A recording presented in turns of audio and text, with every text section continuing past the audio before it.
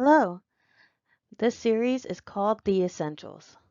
This is created by me, Sam Sandata White, and this is from my blog on Patreon called Helping Hand Creations. I created this blog specifically to provide free resources for the ADHD autistic communities or anyone who may find these useful. I am creating these free resources because I believe in providing my community with the tools they need to succeed and without it being blocked behind paywalls. I highly encourage you to share my work to anyone in need. My only request is to please avoid giving my resources to businesses who would use it for monetary reasons and take advantage of my free resources for the community. If you are interested in any private or group lessons, please contact me through my Patreon or my website. And let's get started on today's lesson. Today's focus is going to be on meltdown plans. Meltdowns can be scary and confusing, but I'm here to help you learn how to manage and reduce the amount of meltdowns you have so that you can regain control and independence in your personal life.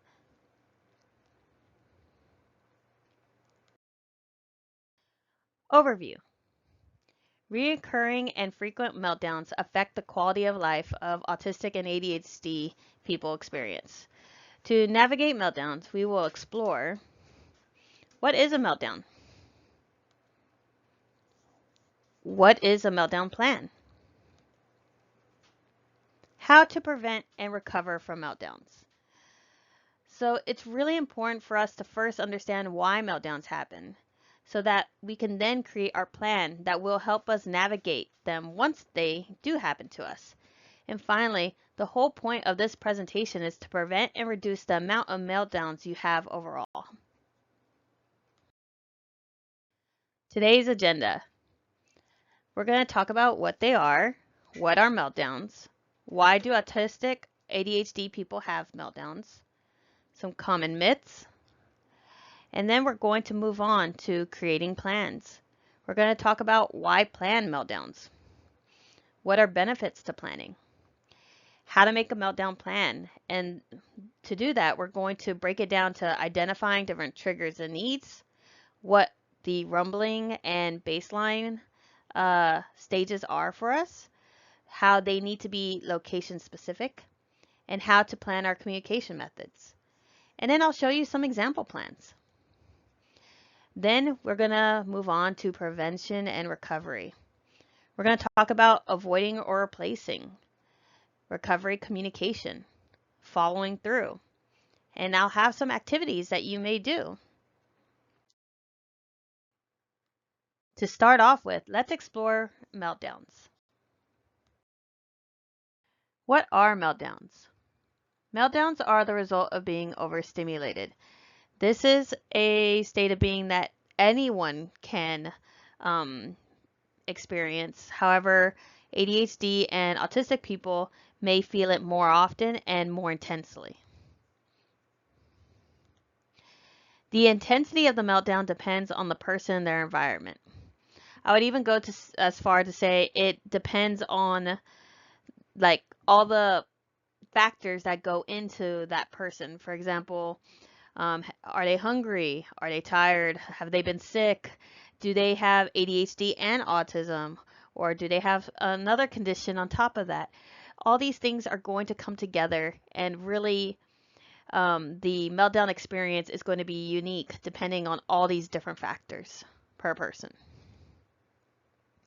And meltdowns can look very different person to person. Whereas someone might look very angry, and some people refer to this as ADHD rage. Others may look terrified or scared. It's very common for meltdowns to be mistaken for other things like anxiety attacks or just being overstimulated. So it's very much a personal experience, but the goal is to identify what your meltdowns look like so that you can prevent them. And just as another note, a very common misconception is that meltdowns are chosen actions. Believe me, meltdowns are miserable to experience. Just as people don't choose whether they freeze, run, or attack when they're scared or upset during an extreme situation, neither do people who have meltdowns, because to them, their body is telling them that they are in danger and they're experiencing um, something that they desperately don't want to be experiencing. So try to have some sympathy to the person experiencing the meltdown if you don't personally experience them. Some common behaviors during meltdowns are going to be crying, yelling, running away, unable to communicate, repetitive behaviors such as rocking, head banging. And just remember, disclaimer, not every ADHD or autistic person may experience meltdowns. Symptoms vary from person to person. Experiencing meltdowns.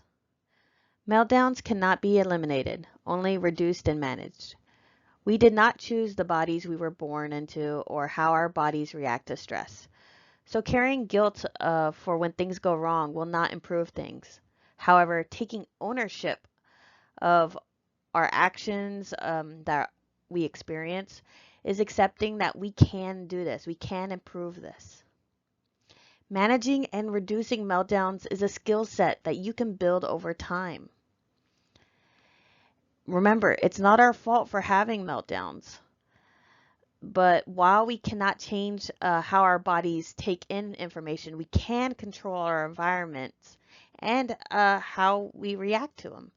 So by changing our actions, we will improve the outcome of meltdowns and improve our lives overall.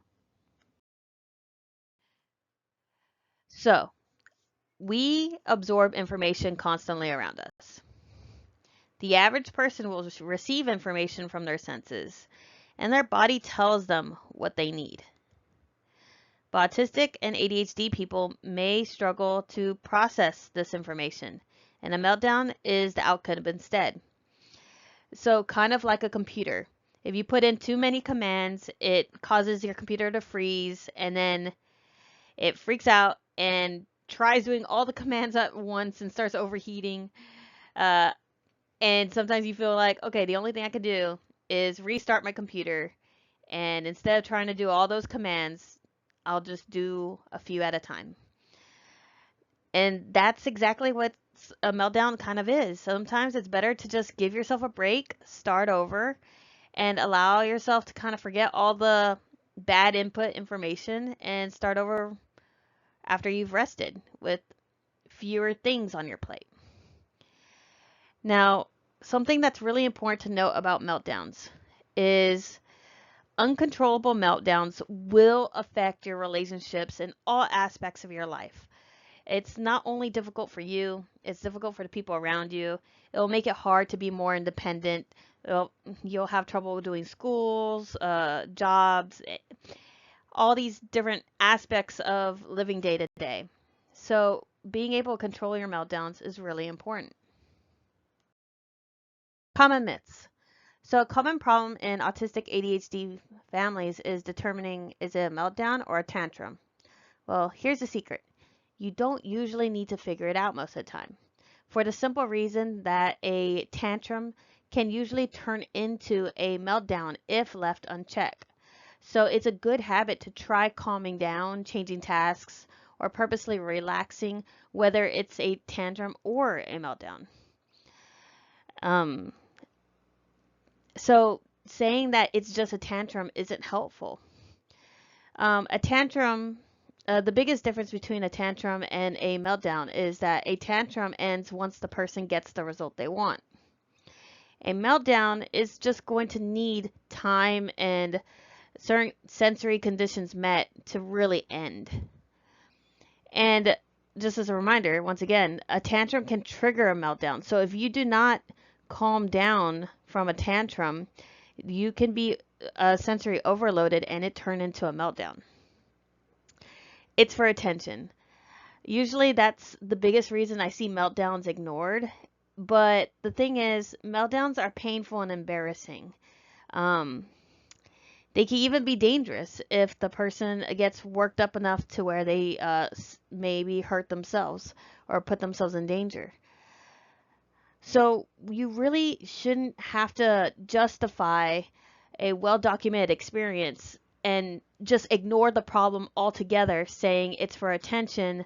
So if I just ignore it, they will eventually learn. That ignoring it is not going to improve the situation.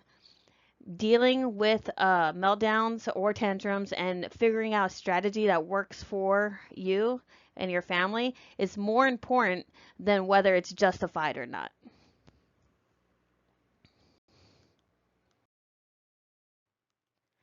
Let's build some meltdown plans. So, why plan a meltdown? Well, why do we make emergency plans?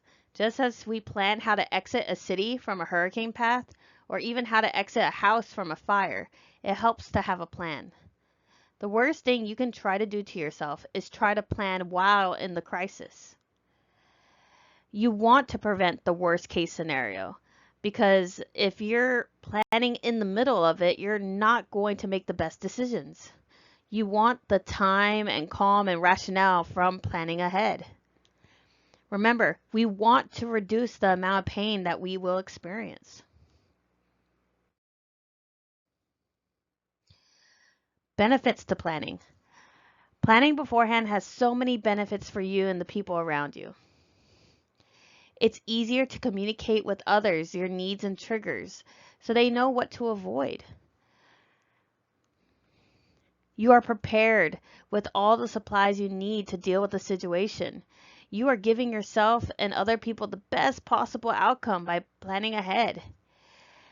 Remember, you'll also have a plan to increase your confidence day to day and reduce anxiety from the possibility of things going wrong. Like, why, why would I get a job? What if I have a meltdown?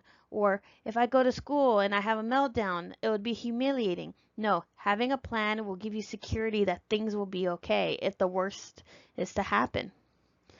Try to remember while it is you who feels the direct pain of meltdowns, people around you are also affected.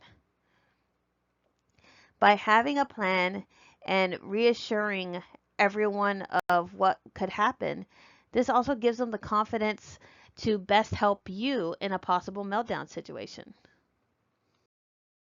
How do you make a meltdown plan? Well, there's four main areas you need to identify when planning a meltdown plan. You need to identify your triggers and needs. What sets you off and what will calm you down? They're going to be unique person to person because not every autistic ADHD person is the same. You need to establish what is your rumbling stage and what is your baseline. I'm going to feel different than maybe you when you're at your baseline. Some people may have chronic pain. So maybe to them, they're always feeling a level 3 of pain. Whereas for me, if I'm suddenly feeling a lot of pain, I'm going to very much think, oh, my body's telling me I'm overstimulated. So knowing what's normal for you is really important. Location specific. You will not have the same meltdown plan for if you're in a bus or a plane, a kind of trapped area, compared to an area you can leave easily, like your parents' house or a store, or even compared to at home where you're most comfortable. And communication methods. It's very important to plan ahead how you will communicate with others about your needs and what you need to do to kind of manage the situation. Identifying triggers and needs. So for this section, you really need to study your past meltdowns and yourself. So triggers are any input that creates overwhelming stress that is hard to manage. So while many things can be upsetting, a trigger is not just making you slightly upset. This is something that goes beyond that. Like, I can be upset about receiving a bad grade, but I'm personally way more affected when I feel cornered in a one-on-one verbal discussion or I feel attacked. So, triggers are going to be things that genuinely could trigger a meltdown or make your emotional regulation or how you feel intensify. And your needs. I want you to think, what do you need to recenter yourself and return back to your baseline? Needs are going to be activities or necessities that help calm your body down to kind of what you normally feel day to day. In other words, it's not anything you like. You need to be planning for things that genuinely will help you return to your baseline everyday kind of mood. The whole point of all this planning is to return to your baseline or your general mood, because remembering how past meltdowns went will help you narrow down what your triggers and needs are and what you need to help you recenter yourself. So, rumbling versus baseline. So, what makes rumbling different from baseline? Baseline is how you feel day to day. However, what is rumbling? Well, rumbling is going to be specifically, you may have encountered a trigger, something you know is upsetting to you, and gets your emotions kind of intensifying. You're going to have very strong feelings or even feel physically ill. And some common signs are being stressed, anxious, depressed, sick. Maybe you're stimming or moving around more. Maybe you're struggling with any transitions or changes in plans. You're very easily frustrated. And maybe even like headaches or stomach aches. So this is the time you want to plan an exit and go rest. When you start feeling physical consequences or kind of get mentally stuck after something upsetting, you really need to focus on yourself, because the goal is to return to your baseline, how your body and mood usually feel. So it's very important to learn to identify your rumbling stage so that this is the time to exit and to try your best to avoid meltdowns completely, because meltdowns in general are going to be more dangerous and have more consequences when you have them in public. So it's by identifying your rumbling stage, you're able to avoid all that. It's very important to plan for different locations. Different environments are going to need different plans. School, work, or even a vacation won't have the same rules as you do at home. Plan for complications, what can go wrong, so you can work around it. It's very important to remember, if you are in a public place, they do not understand what is going on. The population that understands what ADHD and autism is actually very small. It is safer for you and for them if you can leave or isolate yourself until you're able to communicate. Planning how to talk to workers and to let them know that you need to be isolated as much as possible is really important for your worst case scenarios. Plan your communication. Communication gets hard before, during, and after meltdowns. Consider using signals, hand signals, code words, colors, and numbers. Remember to practice mindfulness by asking yourself things like, what am I feeling right now? What is causing this feeling? And it's important to remember to not assume people know you are uncomfortable. They may not know what you're thinking, or that you're overstimulated, or that you're even in danger of having a meltdown. That's why it's so important to communicate with others what you're feeling, because only you know how you're feeling. And it's okay to struggle with communication before, during, or after a meltdown, but it's not okay to not plan for that difficulty. It's very important to have some kind of system set if you are able to do said system. The whole point of doing all these things is to help you with your independence and general quality of life and health. And also, some emotions may be easier to deal with than others. Like, I can very easily tell when I'm sad. I stop moving as much. I want to lay down in bed all day. I feel down. But I very greatly struggle to tell when I'm frustrated. And I actually had to journal to kind of puzzle out, okay, this is how I feel when I get frustrated. So just remember that it's okay if you struggle with identifying your feelings because that is a very common trait in autism and ADHD. So keeping a journal and noting all the physical signs along with the emotional signs may help you. Example plan A. So here is my personal plan. You may or may not relate to it. Every plan is about catering to your needs. If yours does not look like another autistic ADHD person's, that's okay. The point is to help you, not for it to look a certain way or look like everyone else's. So the first thing is identifying needs and triggers. So what I need is to be alone in the dark and quiet. I need to kind of block out as much sensory input as possible. And my triggers are usually feeling like I'm wrong or confused or kind of life stressors.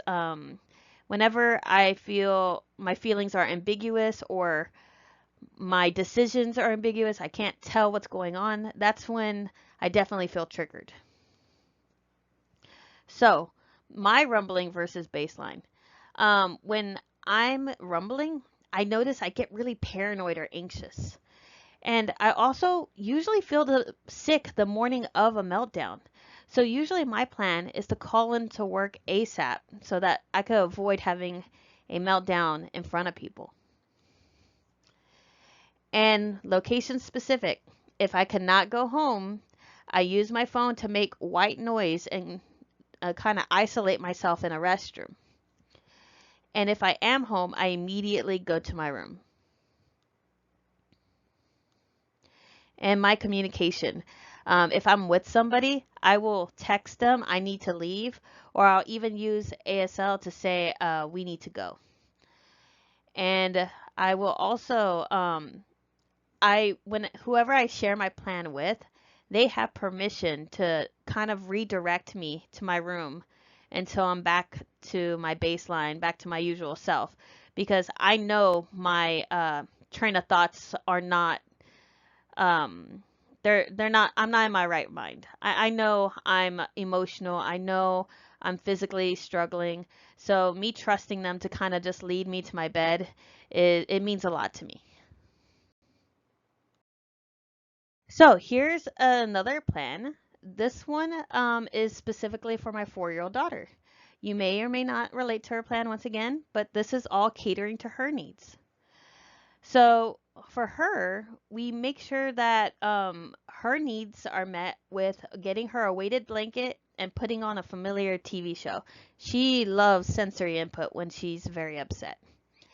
And her triggers are usually unexpected transitions, just things unexpectedly added to a schedule or something that was expected and got taken away from her. Those can be really triggering to her. Rumbling versus baseline. So she gets really angry and repetitive when she's rumbling. And she cannot tell when she's in the rumbling phase. So it's a lot of feedback from us and her teachers and friends to kind of help lead her. Okay, you're not feeling good. Let's get you somewhere where you can rest. And they're very location specific. If she is at school, we make sure that the teacher contacts me if needed, and she has a plan to kind of exit the classroom to go to quiet space. If she's at home, we know to go straight to her room, and for me to kind of help set her up. And the communication. So she does not communicate when she's having a meltdown. And she genuinely needs me to kind of advocate for her. And she relies on trusted adults to help her through this. So it's very much based on what we see visually from her and kind of her behaviors. But we prepared for that. We talk about it with her teachers and her other parents of friends. So everyone is on the same page of what to do. So this third example plan is actually going to be my best friend's, my husband's. So, identifying his triggers and needs. Well, his need is he actually needs to be surrounded by noise, by music, TV shows, games. He just needs all that sensory input information. And his trigger is usually being overstimulated. Maybe he had a really hard day at work, or he was just at a party with a lot of people. His rumbling versus baseline is he just gets really grumpy, usually a little bit upset, angry, just a little bit more on edge. And he's usually has a little bit of a rhythm to his rumbling stage. It usually is very predictable. It usually happens after work, after a party, just a little bit too much, and he needs help coming down. Location specific. He is actually only able to really have a meltdown at home. He will rumble and he knows he needs to get home, but he genuinely can hold it in until that point. Not everyone can do this, so but in his case, he can. And his communication, he's very great at communicating. He usually just texts like, "Hey, we need to go," or start saying bye to everybody if he happens to see people before bumping into me, or even ASO, just a subtle kind of go signal. And once home, he just simply asks, "I need alone time," and I'm able to provide that. Let's discuss prevention and recovery. Avoid or replace triggers. So it's really important to be flexible and find compromises when it comes to avoiding or replacing triggers.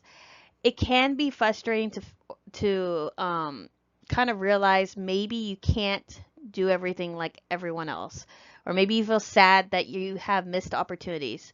But the thing is, you need to remember that everyone is born with advantages and disadvantages. I will probably never go to Taiwan. It could be in the cards for me, but it most likely it won't be. But that's kind of okay. I could be sad about it, but it's just something I accept. There's going to be many things like that in life, and sometimes it's best to kind of try to accept that there are some things you won't do like other people, but that's okay. So, for example, as far as what a trigger could be, a trigger could be a busy store. Some people, maybe they avoid it completely. They start shopping online and doing pickup or delivery, realizing it's just not for me to go in a busy store. Or maybe you could even replace finding smaller stores or shopping early hours or during quiet hours. Notice that these are choices you have if a busy store is triggering for you. So, just as a reminder, you will not find compromises for everything. Sometimes it's just balancing out that pros and cons of, will I miss out? And am I okay with that? But it's all right to lose out sometimes on some experiences because there's plenty of other choices in life, and your quality of life will be richer by reducing meltdowns.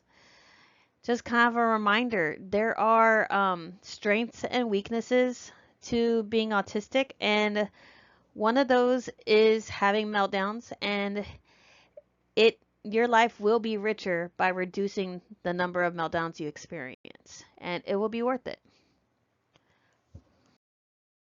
So, recovery communication. Remember, be gentle with yourself. Talking may be hard or confusing after a meltdown. Quick tip for me, write down your thoughts before having a conversation so you kind of have an idea of how to go about talking about what happened. So, gentle with others. Just remember that witnessing a meltdown can be scary. I know it can seem a bit odd to think of others after a meltdown, but the reason it's important is because it's still painful to watch. If I see my little brother break his leg, even if I didn't personally break it, it's still going to hurt emotionally. And it's going to be scary for them to witness meltdowns. And sometimes we will do certain actions that do hurt others. And even if we weren't in control during our meltdowns, they were still our behaviors. And taking responsibility isn't the same as saying you were in total control during a meltdown. It's just repairing any damage that that could happen to your relationships. At the end of the day, it's not about blame. It's about repairing your relationships or any damage and making sure everyone is leaving the situation okay, because everyone else's health is just as important. All actions have consequences, whether they're good and bad. By communicating with others and moving forward in your recovery together, you're accepting their feelings. Preventing meltdowns from affecting your personal relationship is part of the prevention process. And it'll make future meltdowns even easier. So, this is all going towards your health and building a support team. Physical recovery. So, treat it like you would a cold. Rest, fluids, easy to digest foods. You just went through something physical, mental, and emotional from having a meltdown. Remember to treat yourself kindly during this kind of recovery period, because the sooner you recover, the sooner you will return to your baseline and move on with your day-to-day life. Your body just went through some trauma. You deserve the rest. You do not deserve to feel pain or guilt or shame over everything that happened. This is part of being autistic or ADHD. So, just as you would give a break to another person in our community, give yourself a break. So, this is a very hard rule to follow, but I cannot stress this enough. Remember, no details outside your home.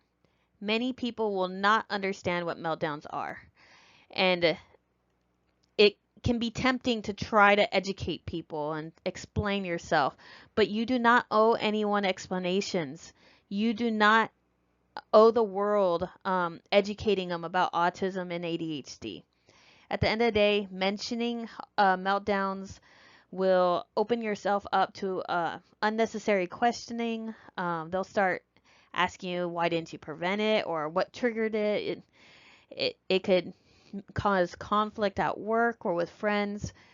Just no one is owed any of that private information. During the recovery phase, you should be focusing on yourself and recovering so that you could get back to your life.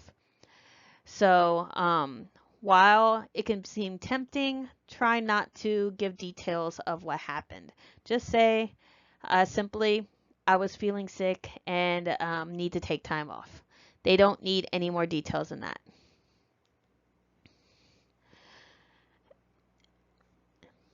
Just once again, no one is owed your private medical information, which I very much consider meltdowns a physical response. So you just take care of yourself. So now that we're wrapping up the PowerPoint, I just want to share an activity. Share your needs. So let's take a moment to brainstorm some of our needs. Either in chat or using your phone, narrow down your needs into emoji form or write them down on paper. Meltdown plans don't need to be complicated. You just need the essential parts to start making it work and to communicate to others what you need to know. So, and you can always expand your plan after you kind of brainstorm a bit. So here's my plan in emoji form. So I put an ice cube because I drink ice water to kind of shock my system, to kind of remind myself, okay, it's okay, I'm here, here's some water. That was the same thing with the little wave. I have a little medicine pill because sometimes I'm in a lot of pain during my meltdowns. And I put my dog, a little dog, because I pet my dog sometimes when I'm feeling my rumbling stage. And if I can, I like to take a nap in a dark room with no noise in bed to kind of just ride the wave of my meltdown out. And so I can start refresh, start from kind of a clean slate once I'm feeling better. And that's my personal strategy. Activity 2, prepare. Bad days are going to happen, but we can plan things to do. So you can make a chillax list. Make one of the following, either a playlist for music or things to draw, bad day gaming library, list of care items you want to put in a box for when you're feeling bad, like bath bombs or a little massager, eye cover. The point of all these lists is to kind of start pre-planning and preparing. What do I need and what do I want to do when I'm having a meltdown or I'm rumbling or I'm just not feeling great and I want to relax? It's better to think of these things now when you are in a good mood than to be trying to plan and come up with something when you're feeling terrible. So it's really important to follow through. It's going to take practice, time, and lots of communication. It's hard to remember to take care of yourself when you're overwhelmed with stress, sensory input, and feelings. But the goal is to be happy. And you can only get to that point if you practice self care and take steps towards independence. By having a plan, you will help manage your meltdowns and prevent them from impacting your life and lowering your quality of life because you deserve to be happy and to have a good life. And having meltdowns impacts that. Thank you. Just as a reminder, this is created by me, White. My little blog, Helping Hands Creations 2024 on Patreon. A reminder, this is a free resource. If you're viewing by video or PDF, you do not pay for this. Please do not pay for this. The only thing I do offer is tutoring, but that is not through here. All these things are for free. Thank you and have a good day.